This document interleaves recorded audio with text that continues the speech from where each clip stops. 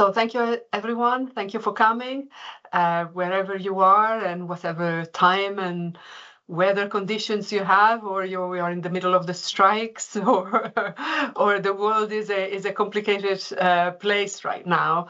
And today we bring to you a very interesting and challenging new way of looking at planning and new perspectives on the role of planning, both in terms of international relationships, but also obviously the focus of this group of webinars is the climate aspects, or the climate related actions that are the role of planning, or the planning profession in general. And today we will explore a very different type of planning profession. We have three amazing speakers that will be introduced in a minute. And I'm just saying this is part of a series of webinars that are organized by the International Society of City and Regional Planners, ISOCARP, that you see on the top of my screen over there. And the RTPI, that is the Royal Town Planning Institute, and is a joint collaboration. We aim to have about 4 webinars, one every quarter, roughly, to bring to our sort of constituencies the trends and the new thinking that is coming in planning that has to do with planning and climate action. The International Society of City and Regional Planners, ISOCARP, also is a 60 years old society that has members all across the world, is a knowledge sharing organization, is not a chartership. Our aim is that of distributing and disseminating knowledge. We are welcoming you all, and we would like this to be a very interactive session. So please maybe introduce yourself in the chat so we know who is here. And also, whenever you have questions, post them in the chat. But if we remain not a too large group, maybe we will have a open mic type question and answer session at the end. I hand over now to Beatrice from the RTPI, the Royal Town Planning Institute, to introduce the session in more detail. Thank you very much. I'll see you at the end.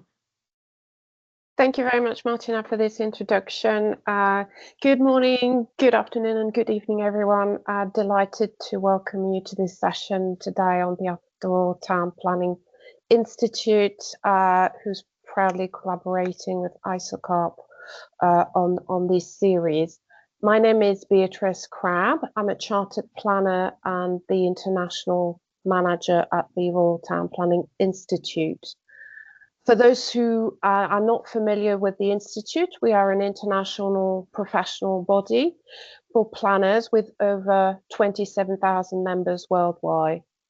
As an institute, we are committed to advancing the science and the art of planning, and to work for the long-term common good and well-being of current and future generations. We, as part of our mandate, we promote planning knowledge and practice globally, and this collaboration is part of that activity that we do. And as everybody knows, the climate emergency is very much at the forefront of a lot of the work that the planners and the built environment professional do, and indeed we believe that we have a vital role to play in addressing this global challenge, and lead on climate action and help the built environment and planners to build a more sustainable and resilient world for our communities of today and tomorrow.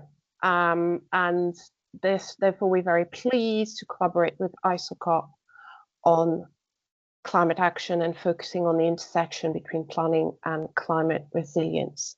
As Martin said, this is the 4th event in this series, which focuses on marine spatial planning, a topic perhaps that is not so familiar to planners and built environment professionals, but we believe is nonetheless of vital importance, and as the title alludes to, perhaps the next frontier in climate action. So we're therefore delighted to bring this event to you and bring an opportunity for the audience to widen their knowledge on this topic and encourage learning in this area.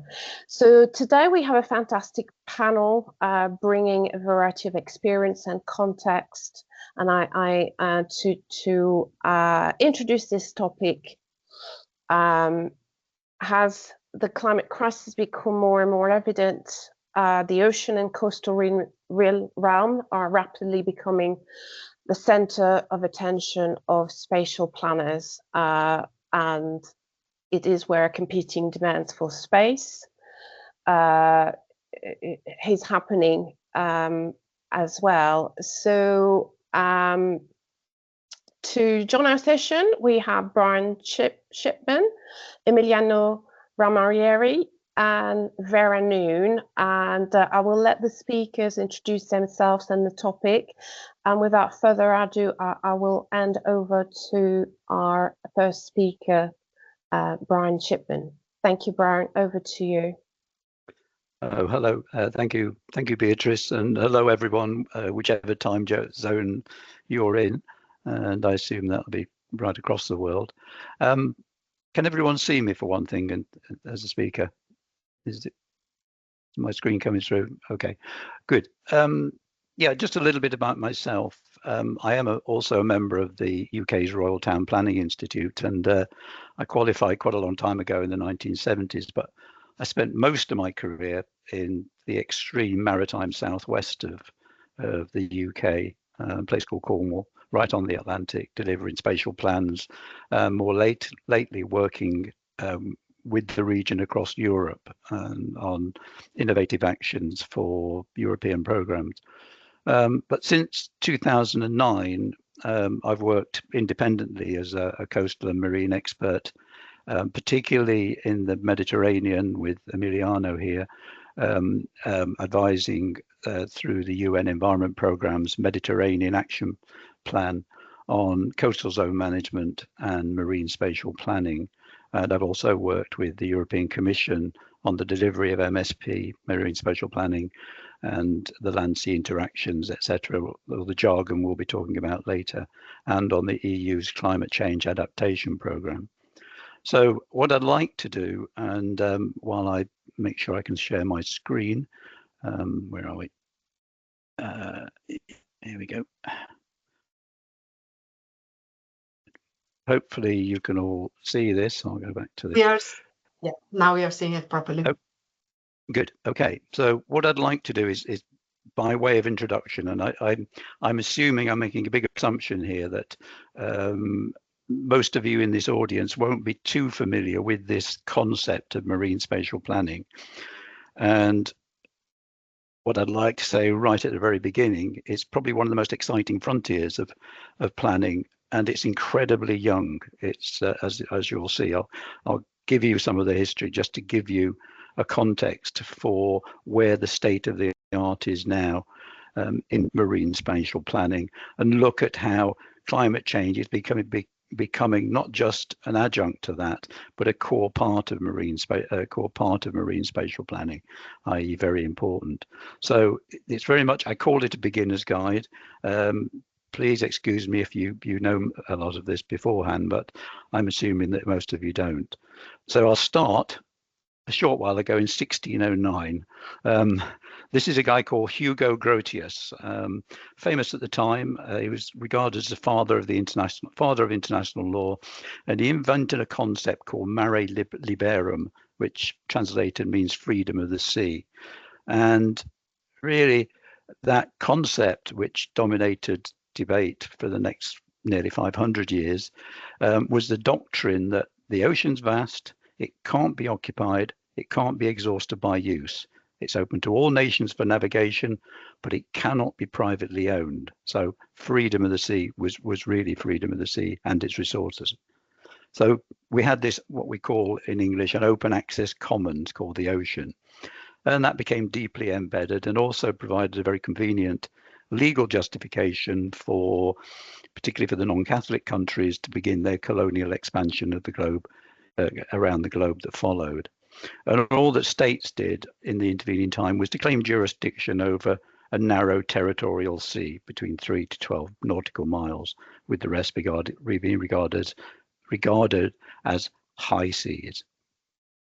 But during the 20th century, particularly later 20th century, that concept began to break down. There was rapid industrialization, shipping developments, fisheries, oil and gas resources were discovered in those high seas.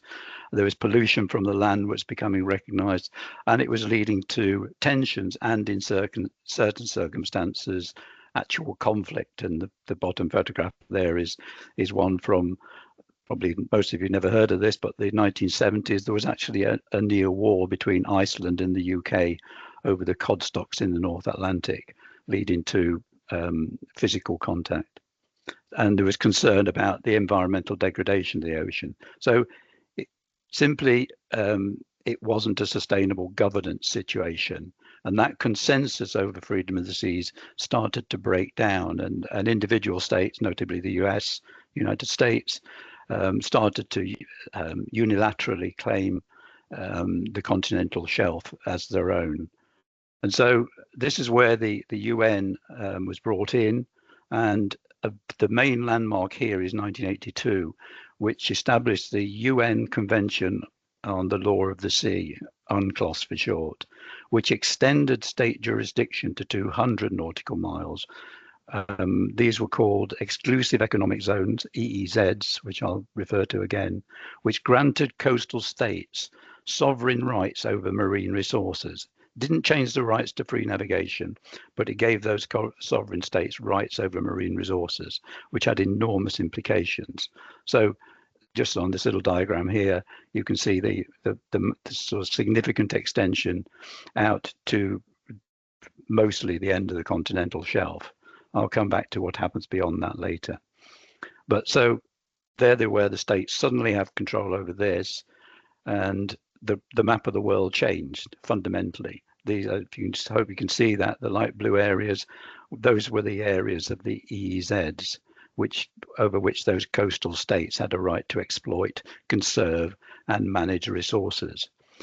And in some cases, the prospect of this new sovereignty led to unseemly scrambles to claim offshore rocks. This is Rockall, the most bleak place in the North Atlantic, happens to be 200 miles off the UK coast. The UK planted a flag on there in the 1970s, so they could claim a further 200 miles out into the North Atlantic, still in dispute with Ireland. And those disputes still carry on. This is the East China Sea, and is still not resolved between that's Japan, Taiwan, Korea, and Japan. So there are still disputes going on around those boundaries, and particularly where those sovereign states may not have the best relations. And to show how complicated it is, I thought I'd put in this map, which is the EEZs in the Caribbean. And you can see it sounds simple, just extend the sovereignty to 200 miles. But where your nearest neighbor is less than 200 or less than 400 miles away, then things start to get complicated. Also, if you're an adjoining state sharing the same coastline, how do you draw that median line between the two? And there was some extremely difficult cartographic protocols to establish these boundaries. You can see how complicated it gets just in the Caribbean and I will call it the Gulf of Mexico. In contrast, you've got the Oceania and the EEZs there. So you've got, I'll use an example, the purple Polynesia Française, which is French Polynesia, with an EEZ, because of its scattered islands, of a spatial area almost equivalent to the landmass of Australia, but with a population, I think, at less than 300,000. So very different changes in sovereignty. over resources, even to the point that some of those land territories will disappear as a result of climate change, but their sovereignty over those EEZs will apparently be maintained. This is the North Sea, one that I'm more familiar with, and you can see there the German exclusive economic, a very narrow triangle, largely because of the way the boundaries were drawn, and Germany has a concave North Sea coast. You end up with a very, very small triangle compared to the Dutch with a much larger zone, even though the coastline is fairly similar in extent. Very important piece of ocean division there because of oil, gas, and fisheries. So as a result of all that, along came this concept of marine spatial planning, and I think it only entered dialogue as a term probably in the early 1990s, maybe earlier in the 1980s, and it drew largely on terrestrial spatial planning. But I should emphasize, not by planners. It's more likely by people from a marine ecology background or other marine specialists who were adopting this because they saw the need for it. But the planning profession, as I observed at the time, were not really interested in this whole new area. But early developments, well worth noting. First one, I think, is acknowledged in the 1990s and still being revised, is the Great Barrier Reef in Australia. They pioneered a comprehensive zoning system that balanced conservation, tourism, and fisheries across a vast area. In contrast, there's Belgium in the North Sea, produced, I think, one of the first European marine spatial plans in the late 90s. Their coast, in the narrow stretch between the UK, bounded by France and the Netherlands on either side, was faced with intense competition around sand extraction, shipping, wind farms, etc. And so they were one of the first countries to experiment with MSP. China, since the 1990s, China has in fact pioneered a form of MSP that they call Marine Functional Zoning, MFZ, which was formalized nationally in 2002, making it one of the earliest and most extensive MSP systems. Canada, the Oceans Act of 1997, led to integrated management and MSP in several regions. And also, this is an important step, was that the International Oceanographic Commission and UNESCO partnered with the European Union to establish a global hub for MSP, to develop methodologies, to share experience, and to provide capacity building and training. So that was the early period, but just a reflection on that period. The plans, they were the first of their type. They were pragmatic and often crude. And at this stage, MSP was seen as a pragmatic response, is probably a way to put it, to the spatial conflicts in a very crowded sea. It was often a power play. Never would be oil and gas or perhaps what some of the big multinationals wanting to get into that ocean space, quickly followed by the other form of multinational, the big international NGOs like Greenpeace, World Wildlife Fund, who were sort of equally exercising their power and seeing MSP as a way of coming to some sort of pragmatic response. What became evident also was a coastal policy squeeze, what I call it, where you've got the authorities responsible for the ocean, the national government ministries, agencies, the sectoral interests, those NGOs. And on the land, you've got the national government, different agencies, the local governments, regional governments, and the communities. And quite frankly, they were not talking to each other. And so what happened was that the coast, the line of the coast, became a barrier between policies and programs, and I've called it the coastal policy squeeze. And as planners, you'll all know that you need a lot of information to plan with. But in that time, very little of the ocean bed was actually surveyed. I think it was probably by the 2000, it was something less than 20%, quite a lot less than 20% was adequately surveyed. So it was a mare incognita, unknown territory. So the basic information for planning was often lacking. And it was also just lines in maps. And as I say, we borrowed heavily from terrestrial planning, but lines on maps in the ocean are no substitute for the dynamic need for sustainable management. Fish stocks have an annoying habit of moving, as does their breeding areas. There are cross-area noise impacts, sediment changes, moves constantly. Desalination impacts change. Lines on maps are really not a very good allocator of space on their own. And finally, there was quite a serious one. There was a legal vacuum. During this period, MSP suffered from an absence of a formal legal basis. Many of the early plans were advisory, and it was taking a while for national governments to catch up. But moving on to the 2010s, coming more up to date now, MSP has been recognized as a global necessity, no question. Everyone knows we need it, it's just how you do it. The drivers of that, you had a massive growth in offshore wind energy, as you all know, particularly in areas like the North Sea. You had the Paris climate agreement in 2015, in which states had accepted their duty, mitigation and adaptation for climate change were mainstreamed. The search for fossil fuels was continuing, regardless of the Paris Agreement. Still, the ocean was seen as an important source of oil and gas. And the relatively new area was the discovery of the vast reserves of seabed minerals like cobalt, copper, nickel, and a lot of those very important rare earth minerals, rare earth elements. Other drivers, shipping had changed in the early part of this century. You've got the ultra large container vessels, that one at the top there, I think it's got a capacity of about 25,000 containers. Or down below, you've got the supersized cruise ship. This illustration of the, I don't know what it's called now, the Sea Star, I think it is, next to the old Titanic.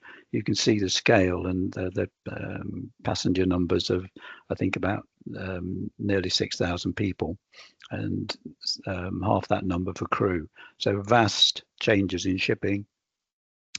For those changes in shipping, need for major port development and tourist infrastructure. And perhaps the most invisible is cables and connectors. They include electricity connectors connecting countries, gas and oil pipelines across continents and across oceans. China, for example, has, I think, 10,000 kilometers of ocean pipeline, undersea pipeline. And for cables, fiber optic cables, 99% of your internet goes by cable, and most of those go under the sea. Currently where I'm sitting is the center of the circle on the map, and virtually all the communication between Wall Street, the financial centers in Europe like London, goes past the side of my house in order to get to the Atlantic. And then, of course, there's overfishing and habitat degradation. Over a third of the world's fishing stocks are seriously overfished. And in the third area we're looking at in MSP is the technology aspects. Technology to exploit the marine environment is increasing all the time. It's very difficult to keep up. This is an undersea mining machine in the top photograph. The ship in the bottom is a 50-ton lifting derrick. But we've also got vastly improved technology to understand the marine environment, particularly by remote sensing. So we've got better knowledge to be able to map and plan the environment. And something that's come in is something called the blue economy.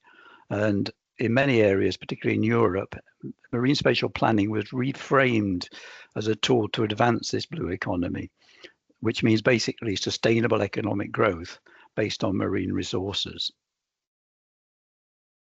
So some other global milestones, just to make the point that the MSP is mainstreamed. 2010, the US Obama administration launched the National Ocean Policy, including marine spatial planning. China approved a 3-level hierarchy for its national marine functional zoning, from the national, provincial, plus municipal plans. 2014, the European Union adopted the EU Directive on Marine Spatial Planning, which legally required the coastal member states to implement marine spatial plans. And every member state, I think with the exception of Greece, has an MSP for its sovereign waters. Some are already onto their second generation. My own country, England, developed marine plans covering all English waters in just 6 years. That's a geographical area 30% larger than its land area. And others around the globe, this is South Africa, Indonesia, which I think you may be hearing later, even the West Africa, a transboundary MSP between Senegal and Mauritania. This is from the Mecklenburg state of Germany in the Baltic, which adjoins the neighboring state in Poland and in Germany. And the Seychelles. These are just examples of MSP around the world. They're all very different, reflecting their very different marine environments and legal backgrounds. So by 2020, MSP had actually transitioned from the experimental to mainstream policy and practice around the globe. That's just 5 years ago. And it's been endorsed by the UN as the key deliverer of Sustainable Development Goal 14, the under the water. High-level panel on sustainable economy, ocean economy calls for all national waters to be covered by MSP by 2030. The World Bank endorse MSP as giving certainty to investors, and the OECD their view that the MSP is in the interests of the more sustainable use of marine resources and have provided guidance for that. So the state of the art, as far as we know it, this was in 2022, this graph, which shows the different global regions, their progress. The dark green is national plans approved, yellow subnational, red local, and those at early stages. And you can see that Europe is way ahead there in terms of national plans approved, but the Americas and Caribbeans and African countries are working hard and engaged in MSP. And even in 1 year from that graph to 2023, there was a 20% increase in activity, with particularly in Africa and the Americas and Caribbean. So rapid progress. And the ambition, as set out by that global hub, UNESCO and the European Union, is for at least 1/3 of the global maritime areas under national jurisdiction to have marine spatial plans by 2030. And as part of that, what they call the roadmap, priority area 4 is climate smart MSP. And so key principles of MSP, and this is where climate change starts to come in: ecosystem-based management, so balancing human activities within ecological limits. Multi-sectoral integration, so instead of just looking at individual sectors, coordinating fisheries, tourism, energy, transport, conservation, and others. And stakeholder participation, a unique challenge in the marine environment compared to the built environment on land. And something we call dynamic adaptive management, monitoring and revising plans as conditions evolve, and I'll come back to that under climate change. And finally, land-sea integration is an important principle, linking coastal and marine planning. And finally, spatial tools are developing all the time. As you probably know, on terrestrial planning, the importance of GIS and other geospatial mapping is improving all the time, but has some interesting challenge in the three-dimensional environment of the ocean. So coming on to MSP and climate change, well, really the ocean's done most of the heavy lifting in terms of buffering the planet from the excess greenhouse gas emissions, and the ocean, it's estimated, absorbs over 90% of excess heat from global warming. But this has taken its toll on the ocean. We've seen rapid sea temperature rises, regular marine heat waves, acidification, deoxygenation, accelerated sea level rise, and all that is threatening marine ecosystems, fisheries, and coastal communities, and accelerating climate change itself through feedback. But according to that high-level panel for a sustainable ocean economy, ocean-based climate solutions could assist in reducing the emissions gap in 2050 by up to 35% on that magical 1.5 pathway. And within MSPs themselves around the world, it's quite interesting. There's no single solution to climate smart MSP, and that makes it a little difficult to talk about MSP and climate change, because every area is individual in terms of its climate change issues, and the processes are unique to each region and the interaction with different sectors. But the Nature magazine earlier this year, I think in May 2025, did a quick review to see how climate change is being reflected in MSPs around the world. And I won't go through all of these, but just picking examples. Germany, for example, the plan designates priority and reservation areas for offshore wind. Norway lays out the government's ambitions for knowledge gathering in relation to marine climate change and strategies for the green transition. The Seychelles, an obvious one for them, zoning for biodiversity protection includes analysis of sea surface temperature to provide biodiversity refuge. Seagrass habitats are also protected to support mitigation. And finally, I'll pick out my own region here in England, southwest England.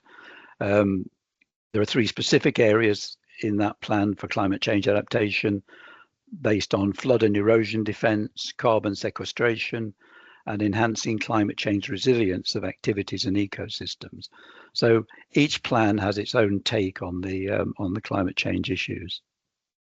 But looking generally, mitigation, and the ocean has been seen primarily as somewhere to put the offshore wind installations. But there are others now. There's offshore solar, tide, wave, and other marine renewable energy technologies.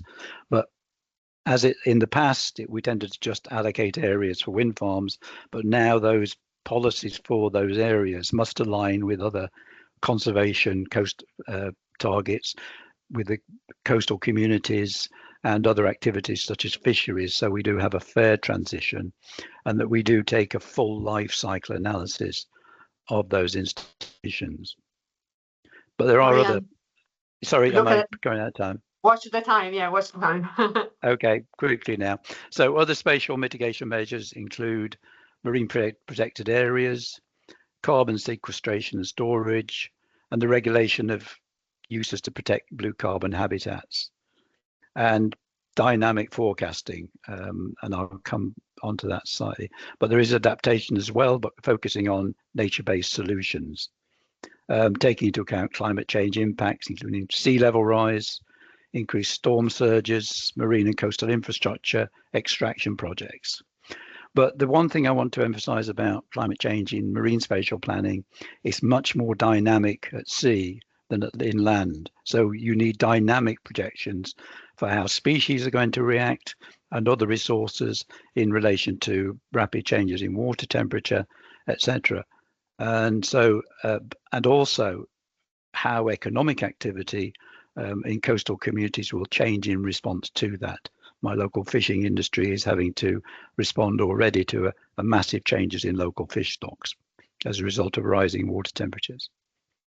And there's something else called cumulative pressure assessments, as each problem, as each impact builds on the other ones, the loss of biological diversity, reduced water quality, accumulations of toxins, which are very serious, pressure from non-native species, habitat destruction, and then the loss of habitat productivity that the ecosystem services, and increased wave action. And I won't go into detail on this. This is the cumulative pressure assessments for the Mediterranean, and the areas in red being where those cumulative pressures are the worst. Planning for climate planning in MSP must be adaptive and flexible.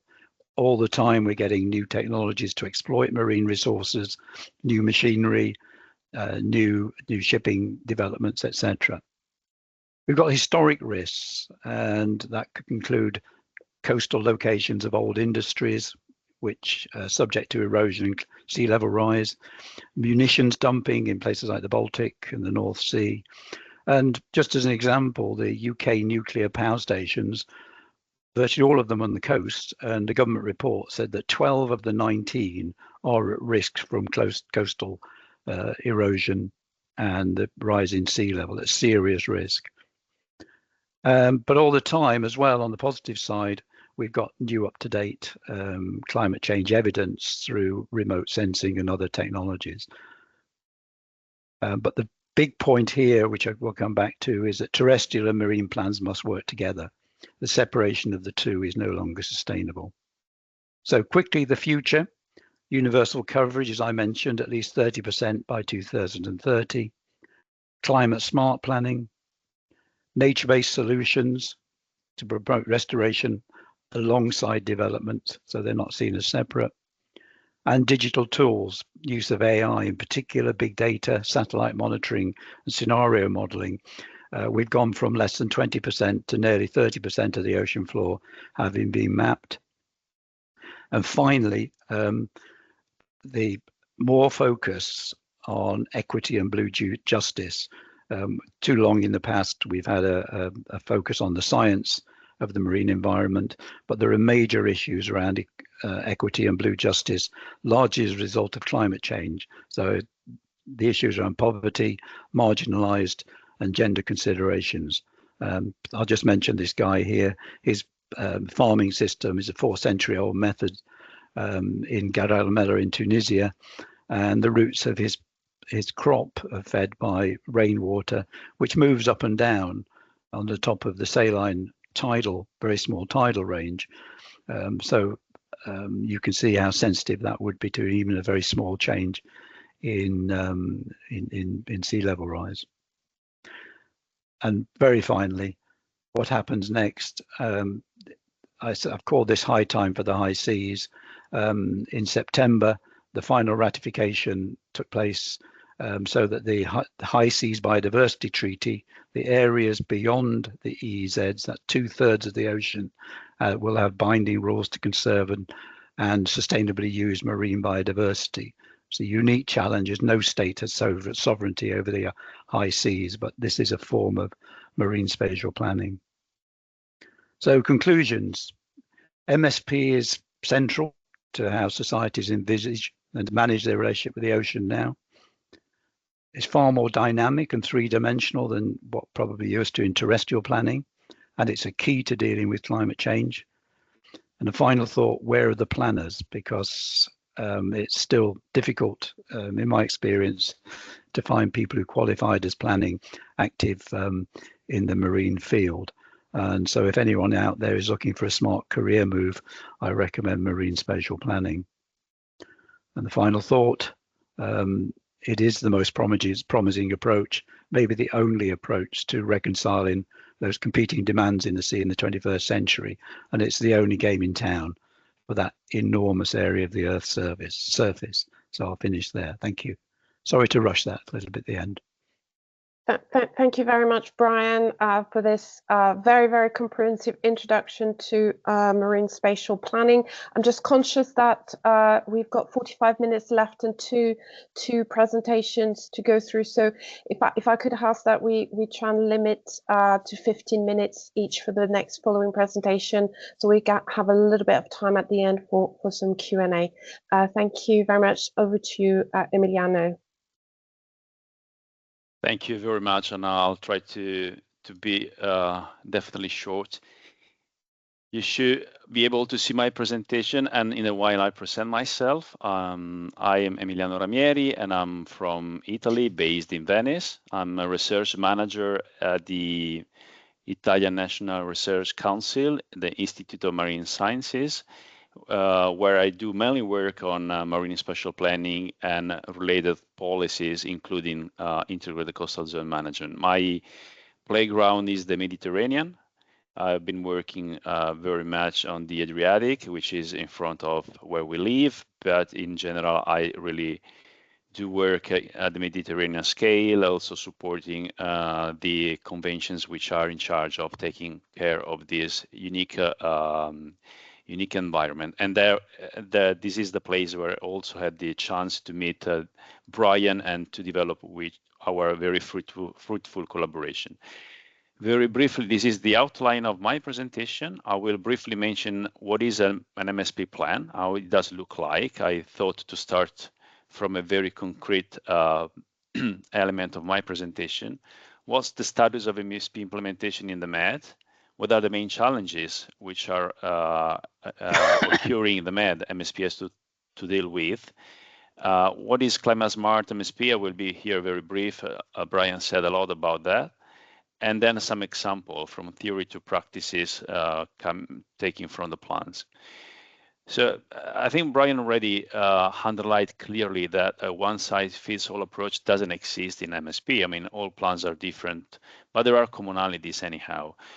One of the main differences is the spatial domains. I mean, here you can see three examples from Spain, Italy, and Slovenia. Of course, Spain and Italy have to manage very much larger areas compared to Slovenia, which is very small, which also means to deal with a greater number of conflicts. It's also a matter of multi-scales in some cases. Spain has 5 plans, 2 in the Mediterranean, and each plan deals with a specific and unique spatial domain. In case of Italy, we also have more than one plan. We have 3 plans.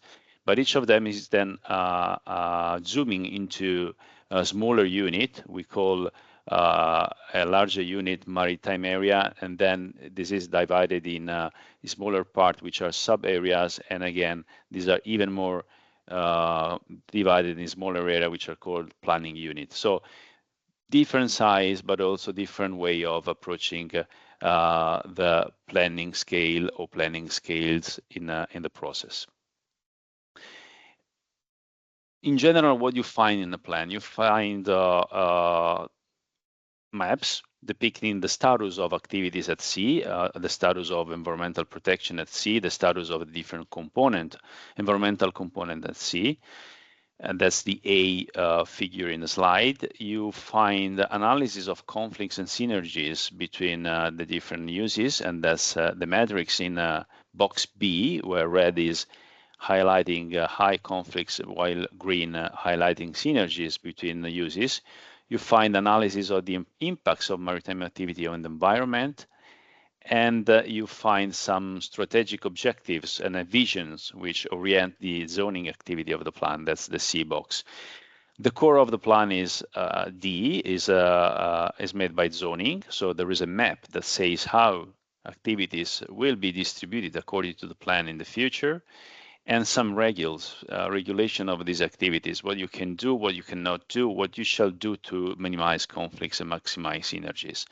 And then there is obviously very important a monitoring program through indicators to look at the way the plans is implemented and is producing hopefully benefits for the sustainable management of the sea.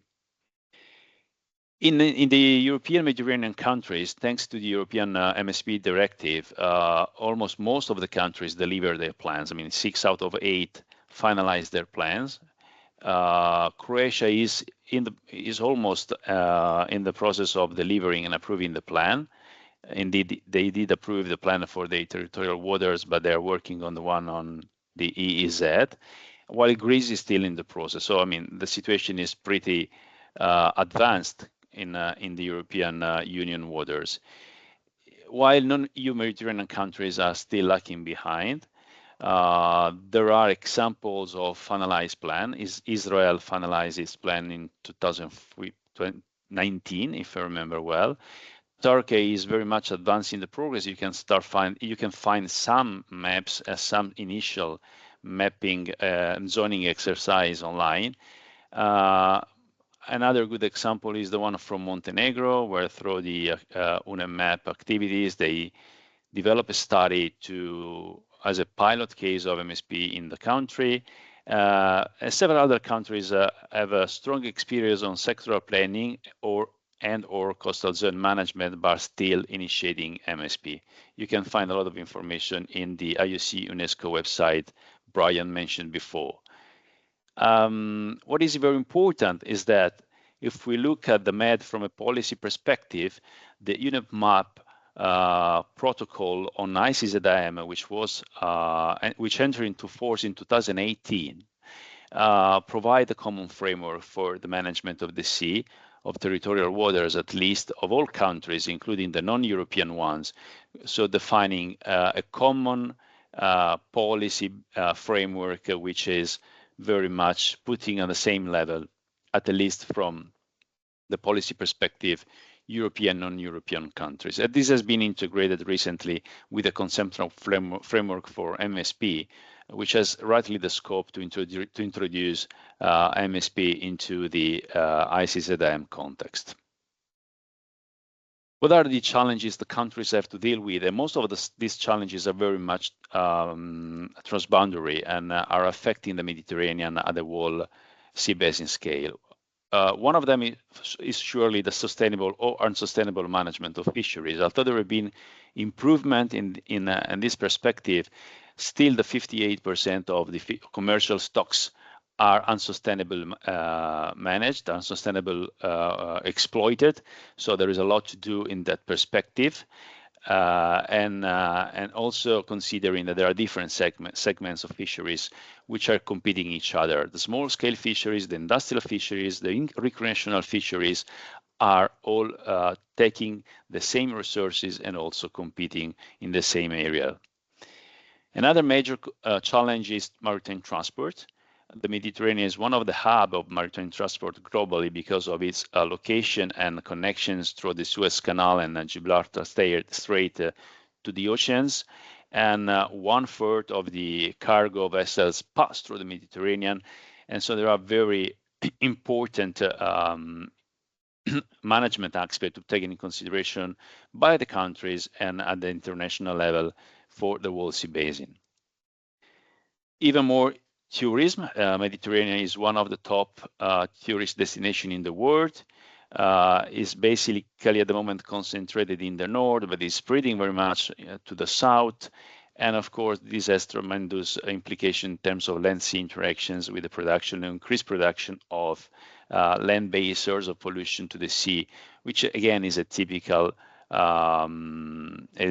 issues MSP has to deal with.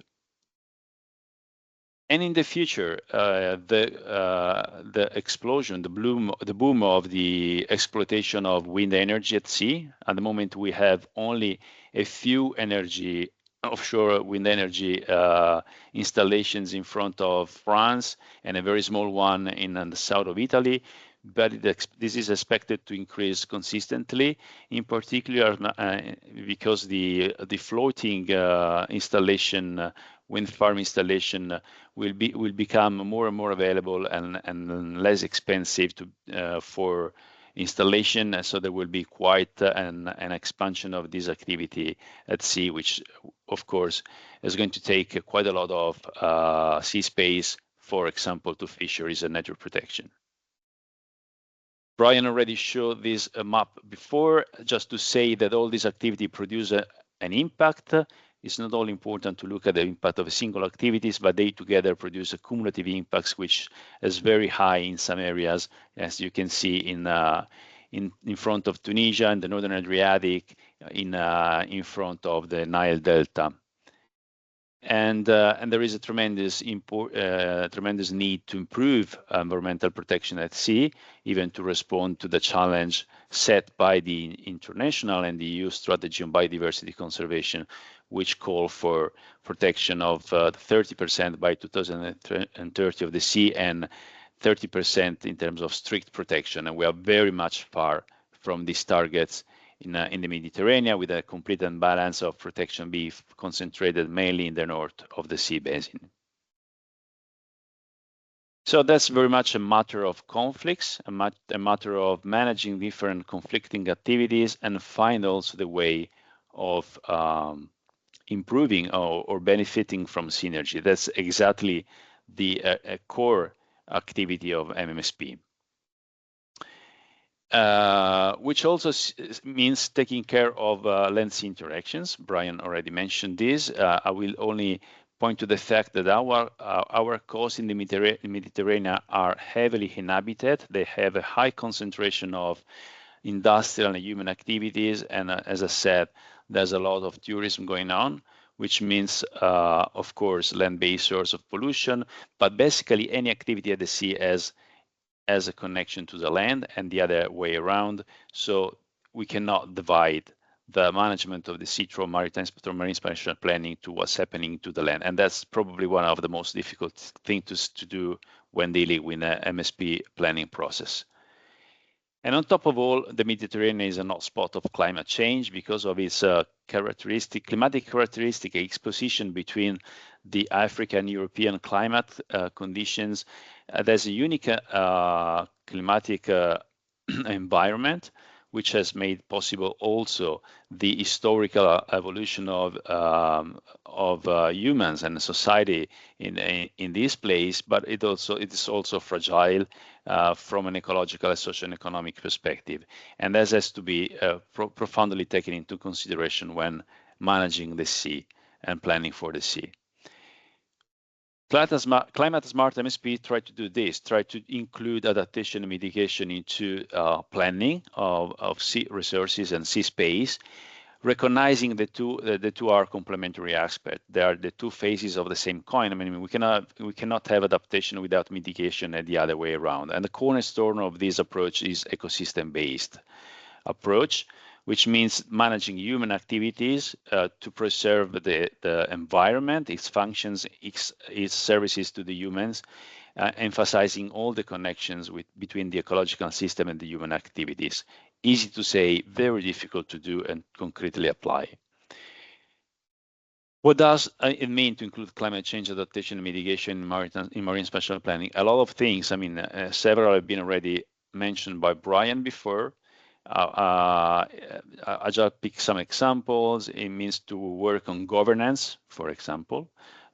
We have to consider in the governance also all the institutions and stakeholders which are dealing with climate change and bringing to the table into the working group of MSP.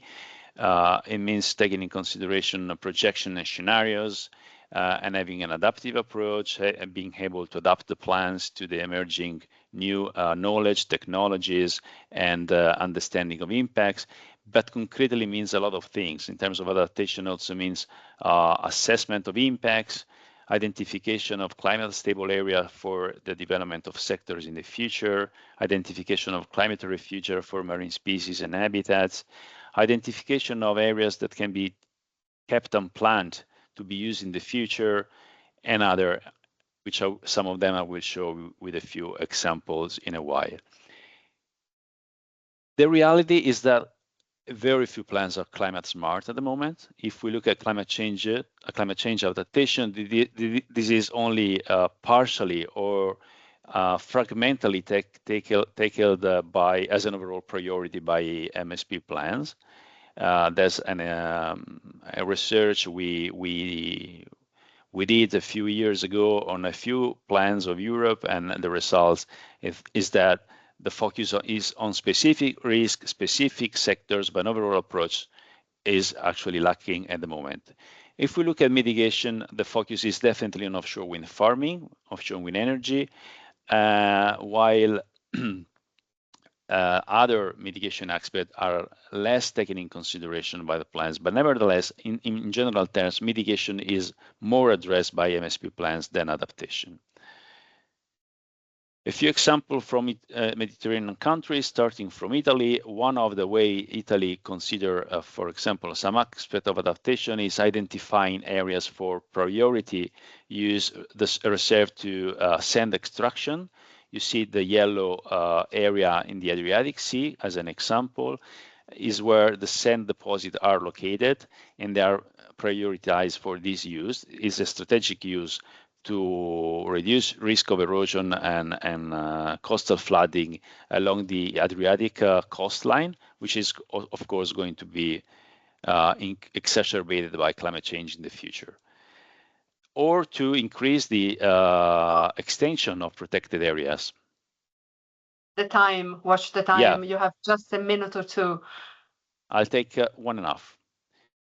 Looking from Spain, here you can see the allocation of space to wind energy production. These are the area considered as most profitable for wind energy production at sea in Spain, or for the identification and protection of what the Spanish plans call marine green infrastructure, natural and semi-natural elements that can ensure ecological connectivity. And improving ecological connectivity, improving the health of ecosystem is a major way of improve adaptation of the biodiversity components. Just an example from France. Again, that's the France second plan, second MSP plan in the Mediterranean, allocating space for offshore wind energy as a way of mitigating climate change. And you can see here there are a couple of wind farms, the orange one, which are under construction, the smaller one, but the one planned are much wider and occupying space, which brings to a lot of consideration in terms of conflicts with other uses. The very last slide. Evidence-based climate smart MSP is a journey. I mean, when you have delivered a plan, when the plan is approved, the planning process is not ending. Of course, there is implementation, but there is also monitoring and adaptation. And research can do a lot on this. Two things we are doing here as a national research institution are working on climate refuge, identification of areas which are stable for species and habitats, also in a climate changed future, and development of scenarios together with stakeholders for the allocation of different uses at sea, which is also taking in consideration the effects of climate change. Anna, thank you very much for your attention. Thank you very much, Emiliano, for this comprehensive presentation, diving a little bit more into what MSP in practice look like, and we'll come back to that in the Q&A. Now I'm going to give the floor to Vera Noon, who is going to talk about bridging development and climate resilience, and particularly in the context of the Global South. Thank you very much, Vera. Thank you. I hope you can hear me. So before I start, just a brief about who I am. So I'm Vera, I'm from Lebanon. So I am from the Global South. I was an architect in my previous life, and I worked in urban planning. However, I made the switch towards marine spatial planning. I am a member of ICOMOS, so I'm still in the preservation of heritage in buildings. I'm also a member of the Honor Frost Committee on Underwater Archaeology, so this is also a link with the ocean. And I'm currently pursuing a PhD at the University of Edinburgh. I'm also working as an independent consultant at ArchiMare. So this is me, and I love freediving. I will just briefly go over what is the Global South to understand why it's important to tackle it from a different point of view. What is the status of MSP in the Global South countries? I'll skim through some case studies because I thought it was so many things to talk about, and I didn't want to dive into one example. So a few examples from Global South MSP and some key takeaway messages. So what is the Global South? We often see this map that is represented by the UN Trade and Development, and obviously dividing the North and the South. But if we really want to explain it better, there's the term of developing economies, which is in Africa, America, Asia, and Oceania.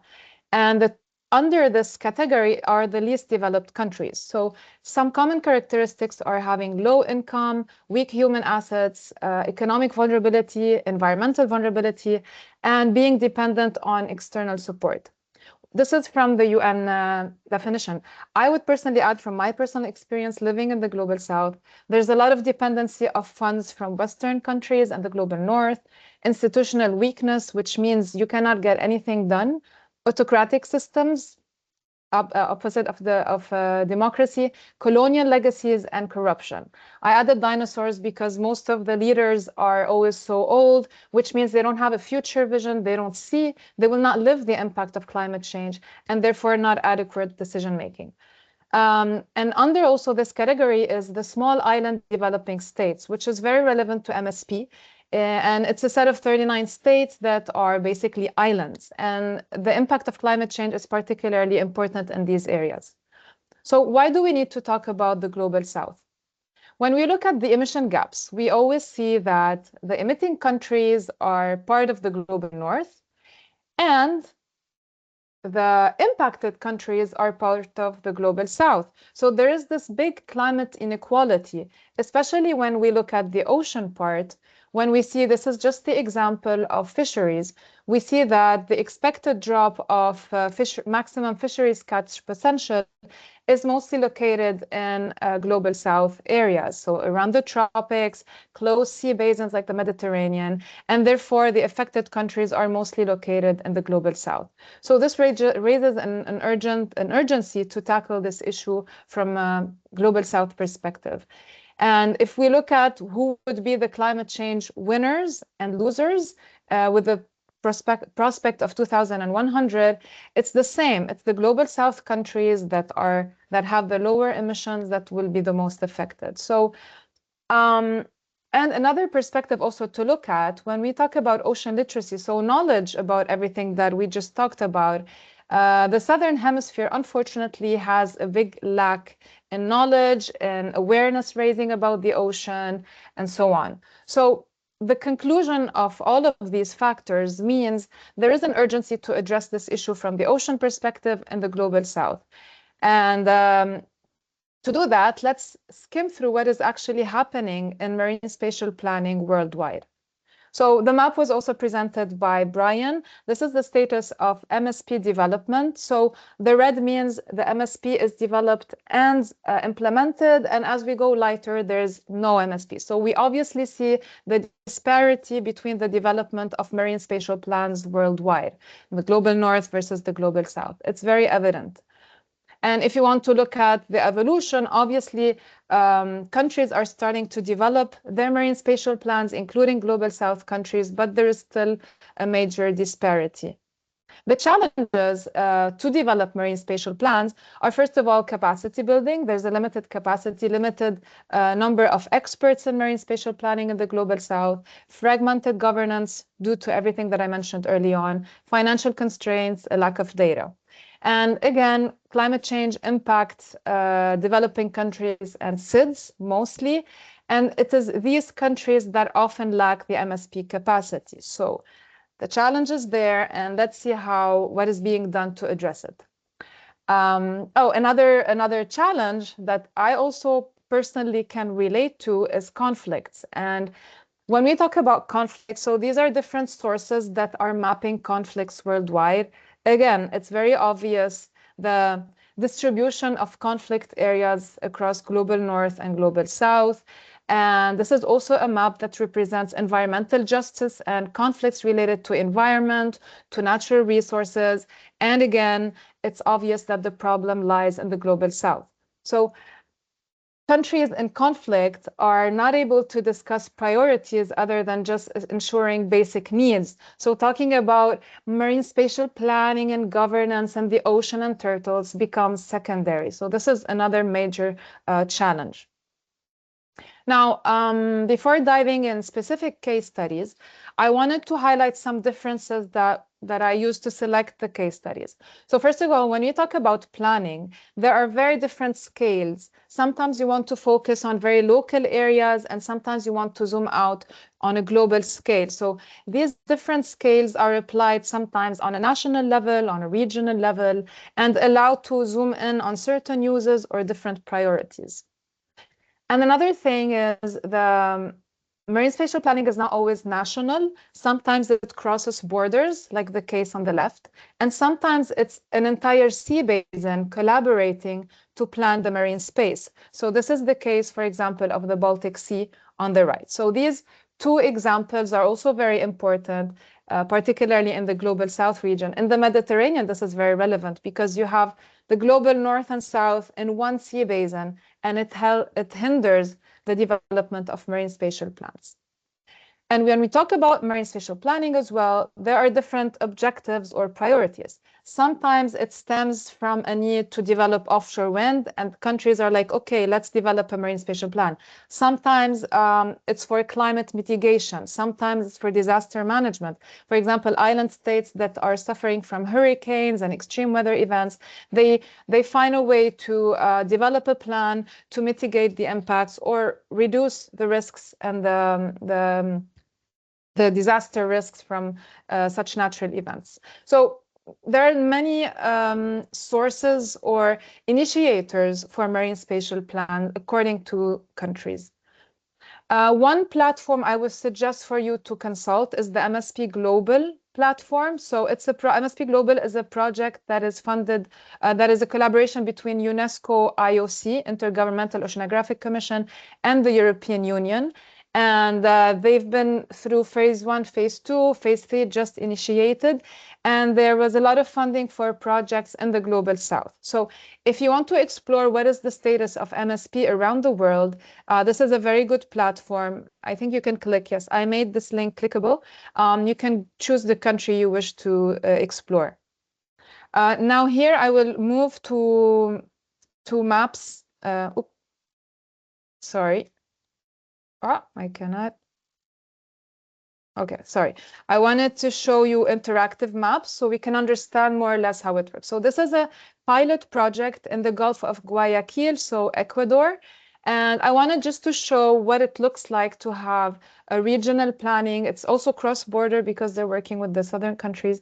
And the different layers that may constitute a marine spatial plan.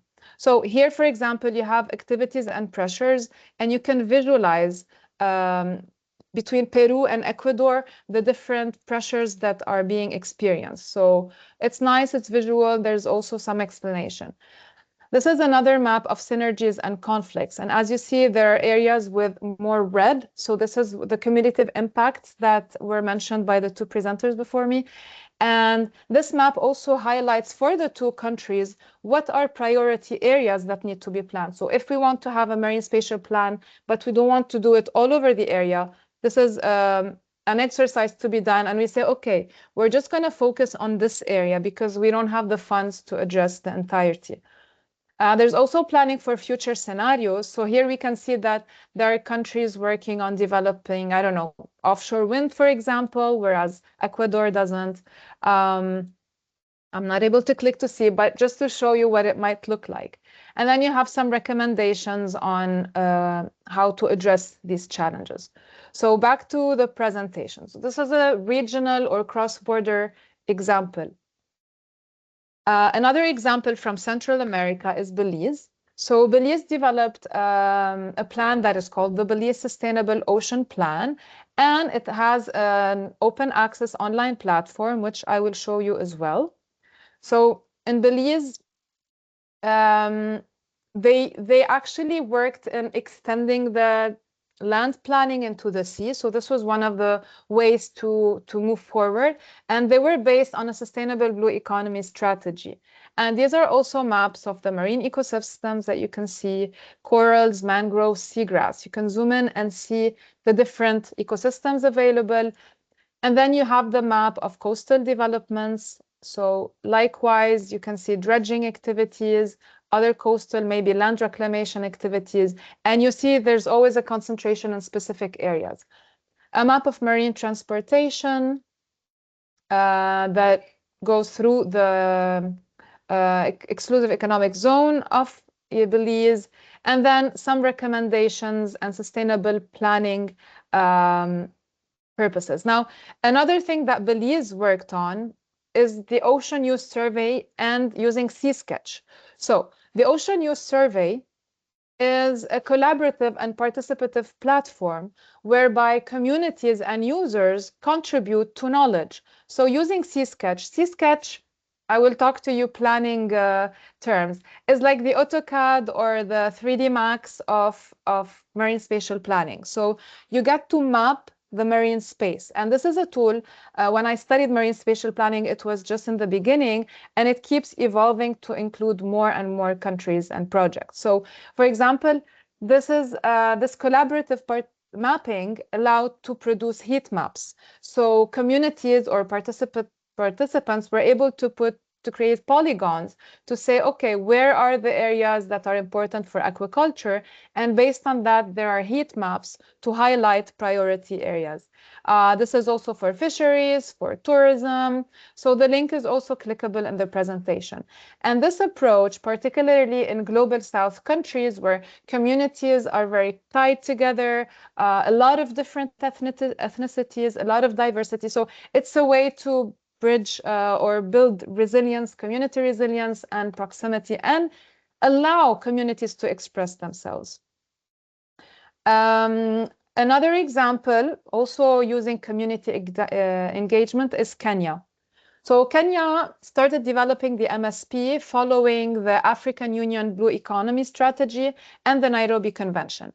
And here I want to highlight the role of regional sea conventions. So we mentioned the Barcelona Convention in the Mediterranean. The Nairobi Convention is also another one for the African region. And the idea is that these regional sea conventions allow countries to work together for a common sea basin objective. And what is interesting is in Kenya, is that the focus was very linked to heritage and culture as part of marine planning. And in their plan, they tried to integrate traditional knowledge, so Swahili coastal heritage. They integrated the UNESCO World Heritage Site of Lamu into the discussions, and therefore staying true to their identity, staying true to their heritage and their culture. And so this is an example of community-led marine spatial plan for Kenya. So this is the Lamu region, I think, yes. And the way they approached this is that they worked on co-management areas. So communities themselves, they were managing marine areas, and they worked with beach management units. So they divided the beach areas into small management units, and these management units were co-managed by communities. And if you click on this, you can also see the entire, I will not talk about that, but the entire management plan for that region. And finally, one last example that I find very interesting is Indonesia. So Indonesia is a massive archipelagic state, and this means it's so complicated to join all these lands together, because it's basically a marine country rather than a land country. And so what is interesting to see in the Indonesian case study is how they created the hierarchy between the national terrestrial plan and the marine plan. And when we look at the marine plan, there's the interregional, the national, the provincial MSP. So there are layers of different plans, and you can access the government platform, which I will show you afterwards. So this is the hierarchy of the plan. I will not dive into details as I'm running out of time, but I just wanted to see how the actual shape or the topography of a country dictates the marine spatial plan. So if you're an island, if you're an archipelago, or if you're a coastal country, the planning process will be very different. The governance will be very different. And this will dictate how your land, the marine plan will look like. So this is the Indonesian platform. You have the link. I will not go into it now, but basically you have all the layers of the different uses, and you have the provinces. So you can click on every province that you can see here, for example, And you can see the fisheries count, the catch, the touristic activities, the maritime activities. It's in Indonesian, but you can translate. And I think it's interesting to see how they do get things done. If we could wrap up quickly, it's Vera, done. It's so done. we The key messages are already mentioned in the presentations before, so I will not dive deeper. But one thing is think in 3D, think land-sea interaction, and start with pilot projects, because sometimes a country doesn't have the institutional infrastructure to build a massive marine spatial plan for the entire marine space, but instead applying small pilot projects are the way to go. And climate smart and assessments, you can see that. I just wanted to share some resources that are very interesting. So rapid assessment methodology with a lot of Global South case studies, the International Guide on MSP with a lot of Global South case studies, and a publication Offshore Wind and MSP also with some Global South examples. So I'm done. Thank you very much. Feel free to reach out and to connect for more information. Thank you. That's great. Thank you so much, Vera, Emiliano, and Brian, for this world tour of MSP. That's so much, and it was so rich. I know we've only got about 10 minutes for questions, and perhaps we could. So that there's a question in the Q&A. Perhaps we could start with that. And Brian talked about how planners are not as much in that space as perhaps would be desirable. So in terms of the pathway into MSP, perhaps if you could share resources, example, and thank you, Vera, for sharing the Global Marine Spatial Planning website. But any advice for planners or built environment professionals who want to move into marine spatial planning? We had a question from Tom, who is interested in that career path. Thank you. Is Brian, the question for someone specific, or it's just general? It is. If it's just a general question, advice on getting into the Vera, perhaps as you moved from another career to MS.